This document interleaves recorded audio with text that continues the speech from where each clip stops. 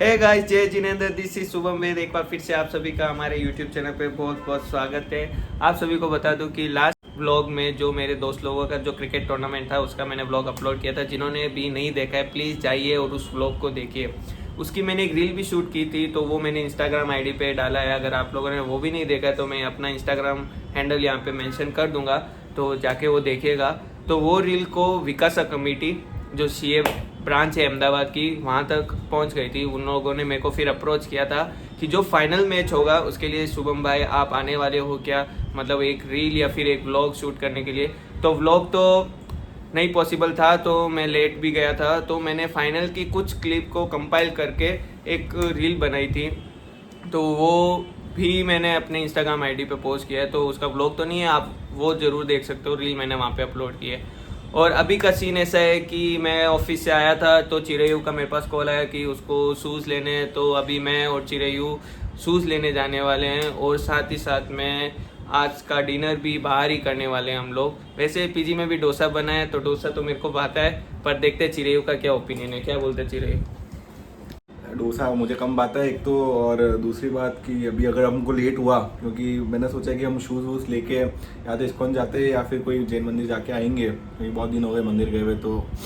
तो हमको फिर अगर लेट होता है, क्योंकि अभी तक हमको जिस व्हीकल पे जाना है वो भी लेके नहीं आए वो लोग। और दूसरी बात, और अब बहुत दिन हो गए बाहर का, मतलब आजकल हमारे पहले जो हमारा उल्टा होता था कि पहले हम बाहर का ज़्यादा खाते थे, पीजी का कम खाते हैं। तो अब कल ही हमारे रात को डिस्कस हो रहा था, कुशाग्र बोल रहा था कि बहुत दिन हो गए बाहर नहीं गए, तो अगर हो सका तो हम सब फ्रेंड्स, अभी तो हम शूज़ दोनों लेने जाएंगे, और पर हो सका तो साथ में हम सब लोग कहीं डिनर करने जाएंगे। देखते क्या होता है।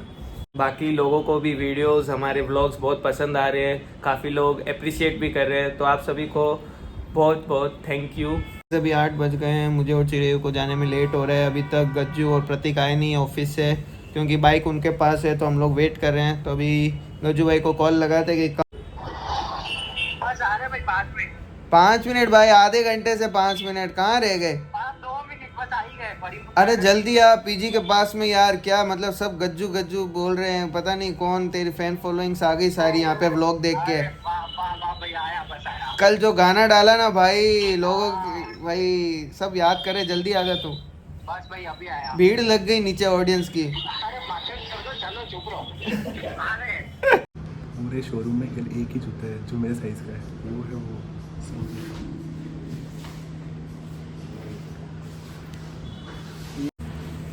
कोई मतलब नहीं रहा आने का। एक शूज़ मिला है, वो भी मेरे पास है वैसे वैसा, और देख लेते हैं अगर अच्छा होगा कंफर्ट में तो ले लेंगे। कोई एडिडास, स्केचर्स, मेट्रो। पैसा नहीं है, पैसा। देखो हल्क लग रहा है, हल्क लग रहा है। देख लेते हैं को कैसा कंफर्ट लग रहा है। नहीं तो और देखना तो और देख लेते हैं। गाइस सबसे पहले हम लोग कैंपस गए थे, भाई गए सबसे बड़ा नंबर, मतलब 11 नंबर का शूज़ आता है। वहाँ पे पूरी शॉप में एक ही शूज़ था, वो 11 नंबर का था, पर इसको पसंद नहीं आया क्योंकि वो कम्फी नहीं था उतना। अभी हम लोग एडिडास में देख लेते हैं। एडिडास में देखने महंगे हैं, महंगे है वो, पर क्या है, पैसा बहुत है तेरे, पैसे हम पे बहुत हैं। एसिक्स का क्या रिव्यू? भाई शूज़ अच्छा ही नहीं है भाई, पैसे ज़्यादा है बस। कितने? 6,000।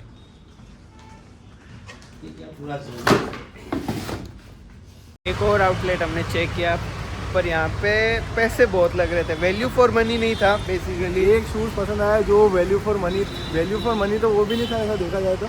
मतलब अगर वही अगर रेड टेप में लेने जाओ तो वही अगर तुमको 4-5 हज़ार में मिलेगा, और वही शूज़ यहाँ 16,000 रुपये में। मतलब 16,000, मतलब वर्थ इट ही नहीं है। इससे अच्छा तो भाई मैं तो भाई साल में 16,000 अगर 2-3 हज़ार के भी ले तो 4-5 शूज़ ले सकते हैं।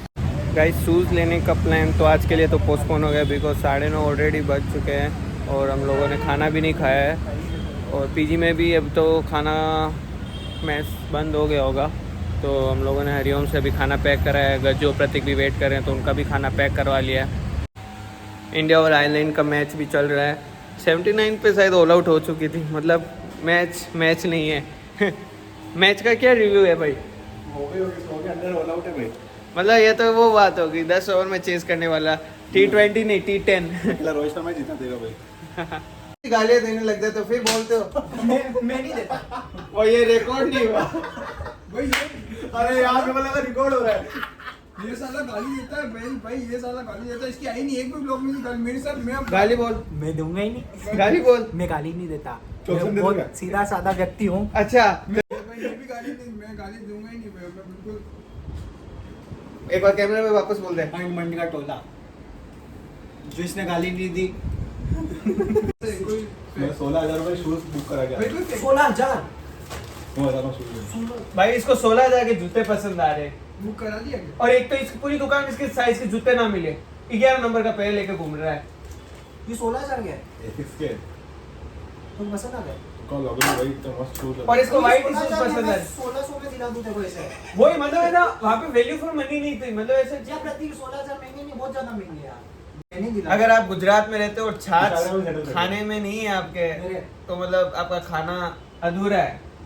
आ जाओ भाई लोग। यार 16,000 तो पिटू मत ले, मैं मना कर रहा हूँ। मैं वो कुछ शूज दे रहा हूँ। 16,000 में तो गज्जू गांड दे देता है। वो मत चार यार, गाली नहीं तो पिटू मत ले यार। 4-5 दो गाली दो। 3 तो मैं खा लूंगा। ये तो इन्फ्लुएंसर है मैदान की।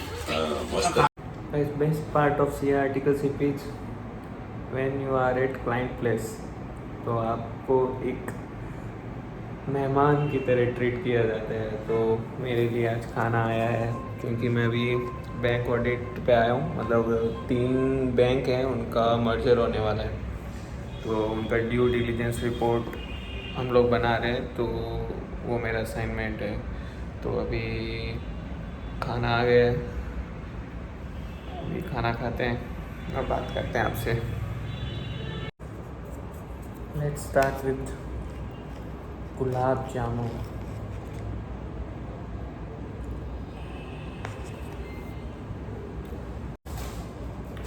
एक प्रकार से देखें तो ये ऑडिटर्स के लिए ब्राइब है कि सर थोड़ा काम 19-20 हो तो आप थोड़ा देख लीजिएगा, ठीक है। आर्टिकल्स के लिए बेस्ट पार्ट।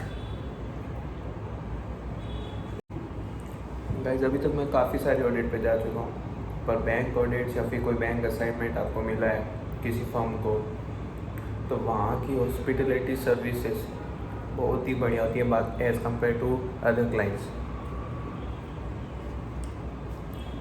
और बाकी डिपेंड करता है कि आपका उस क्लाइंट पे क्या स्कोप है, मतलब आपका वर्क एक्सपोजर कितना है उस क्लाइंट के लिए, तो डिपेंड करता है। तो उस हिसाब से हम लोग भी खर्चा करवाते हैं।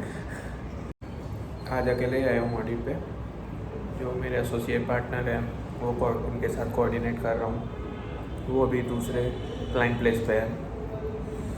जब मेरा फर्स्ट क्लाइंट प्लेस था, मतलब मैं यहाँ ऑडिट करने फर्स्ट टाइम गया था, मतलब मैं इतना नर्वस था कि वहाँ पे जाके मेरे को क्या करना है, किससे क्या बात करनी है, किससे क्या डेटा लेना है, क्या ऑडिट प्रोसीजर है, कुछ आइडिया नहीं था। पर धीरे धीरे आपको सब कुछ समझ आने लग गया है। एटलीस्ट हर दिन नई क्वेरीज आती है, नए कंसर्न्स आते हैं, पर ठीक है, इससे ही आप सीखते हो। आर्टिकलशिप में ऐसे कि आप कुछ सब कुछ तो नहीं सीख पाओगे, पर जो सीख रहे हो वो आपके लिए बेस्ट है। बस उसमें आप एफिशिएंसी और इफ़ेक्टिवली वर्क करो, खुद का बेस्ट दो। Also depends on your partner, your manager, your seniors, कि वो आपको कैसा गाइड कर रहे हैं। बिकॉज अगर नींव बढ़िया होगी तो घर एकदम ज़बरदस्त बनेगा, ठोस बनेगा। तो वही बात है, पूरे सीए में आर्टिकलशिप एक नींव है।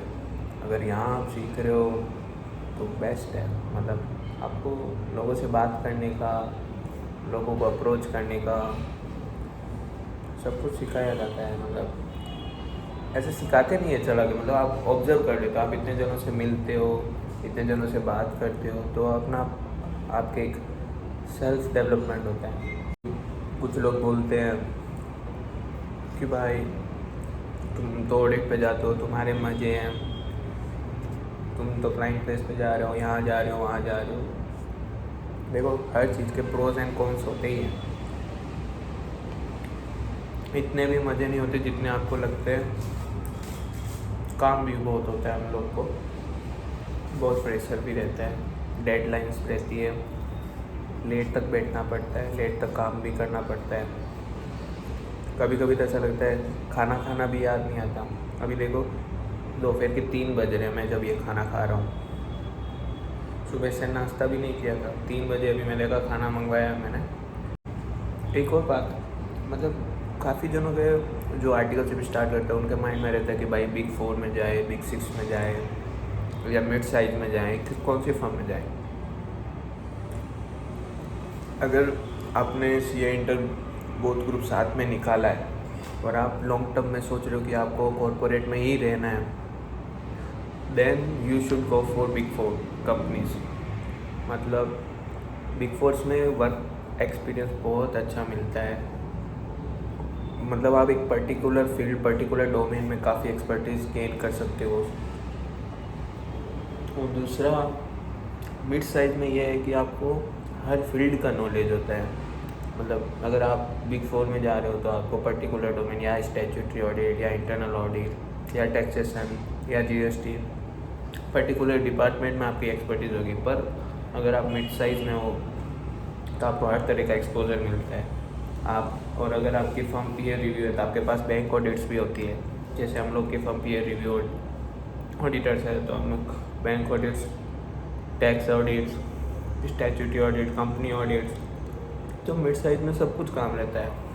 और फिर बोलते हैं कि भाई Big 4 में जाएंगे, फ़्लाइट्स में जाएंगे, कन्वेंस अच्छा होगा, अच्छी फैसिलिटीज़ मिलेगी, अच्छा स्टाइपन होगा, पर काम भी रात के 3-3, 4-4 बजे तक। कभी तो 2 बजे 3 बजे आर्टिकल्स आ रहे हैं, वापस 8 बजे जा रहे हैं, तो उतना भी सही नहीं है। काम तो मिड साइज वालों के पास भी होता है, पर हम लोग भी 12-1 बजे तक बैठते ही हैं, पर हम लोग का उतना प्रेशर उतना नहीं होता जितना बिग कंपनीज में होता है। और मेनली आर्टिकलशिप के साथ साथ में फाइनल निकालना बहुत ज़्यादा इम्पोर्टेंट है। तो जो इंसान ऐसा सोचता है कि मेरे को फाइनल निकालना है कैसा भी करके, आर्टिकलशिप उतनी मैटर नहीं करती उसके लिए, तो उसको मिड साइज में ही करनी चाहिए या नॉन CA फॉर्म में करनी चाहिए, तो उसके लिए बेस्ट होगा। तो गाइस ये शॉर्ट एंड सिंपल वीडियो यहीं पे एंड होता है, जिसके अंदर मैंने एक CA आर्टिकल जो मिड साइज और Big 4 कंपनीज में अपनी आर्टिकलशिप करा, उसके माइनर डिफरेंसेस बताए जो मैंने अभी तक एक्सपीरियंस किए। इसके अलावा जो मेरी डेली रूटीन लाइफ होती है, PG लाइफ होती है, उसका थोड़ा ब्लॉग बताया आपको। तो अब आपको मिलते हैं सीधा नेक्स्ट ब्लॉग में, तब तक के लिए बने रहिए मेरे साथ। Stay tuned, stay safe, stay connected. मिलते हैं आपको नेक्स्ट ब्लॉग, बाय।